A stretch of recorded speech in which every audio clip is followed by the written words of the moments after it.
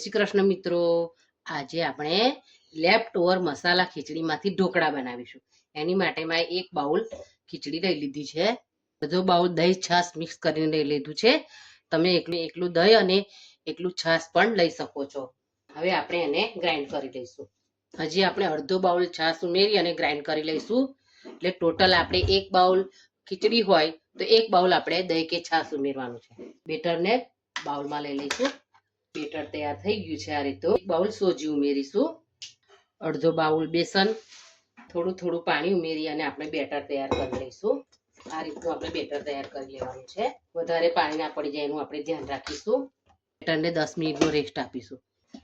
10 મિનિટનો રેસ્ટ અપાઈ ગયો છે બેટરને. હવે આપણે એમાં મસાલા કરી લઈશું. આપણી મસાલા ખીચડી જ હતી એટલે સાચવીને આપણે મસાલા ઉમેરીશું. આપણે 1 ચમચી આદુ મરચા લસણની પેસ્ટ ઉમેરીશું, 5 ચમચી હળદર ઉમેરીશું, લાલ મરચું પાવડર ઉમેરીશું, ધાણા જીરું. આપણે ખીચડીમાં મીઠું હોય છે એટલે આપણે ટેસ્ટ મુજબ મીઠું ઉમેરીશું. હવે આપણે આમાં હજી પાણીની જરૂર છે એટલે આપણે થોડું પાણી ઉમેરી અને બેટર તૈયાર કરી લઈશું. ધાણા ઉમેરીશું, એને તેલથી ગ્રીસ કરી લઈશું. પછી તેલ ઉમેરીશું, આપણે મિક્સ કરી લઈશું બરાબર. તેલ ઉમેરવાથી આપણા ઢોકળા અંદરથી સરસ સ્પોન્જી બનશે. હવે આ બેટરમાંથી આપણે 2 ચમચા બેટર અલગથી લઈ લઈશું. ઈનો ઉમેરી લઈશું. ચમચી જેટલું પાણી લઈ મિક્સ કરી લઈશું બરાબર.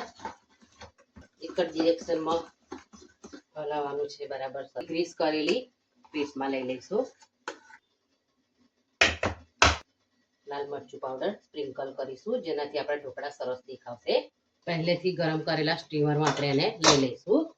એ માટે આપણે એને સ્ટીમ કરી લઈશું. ચલીએ ઢોકળા તૈયાર થઈ ગયા છે કે નહીં, તમે જોઈ શકો છો. સરસ તૈયાર થઈ ગયા છે. જો હવે આપણે ગેસની ફ્લેમ ઓફ કરી દઈશું. ઢોકળા માટે વઘાર તૈયાર કરીશું. એની માટે તેલ લઈ લઈશું, રાઈ ઉમેરીશું, ઢોકળાને આપણે કટ કરી લઈશું. વઘારને ઉપર જોઈ શકો છો તમે કેવા સરસ થયા છે. જો એકદમ સરસ થઈ ગયા છે.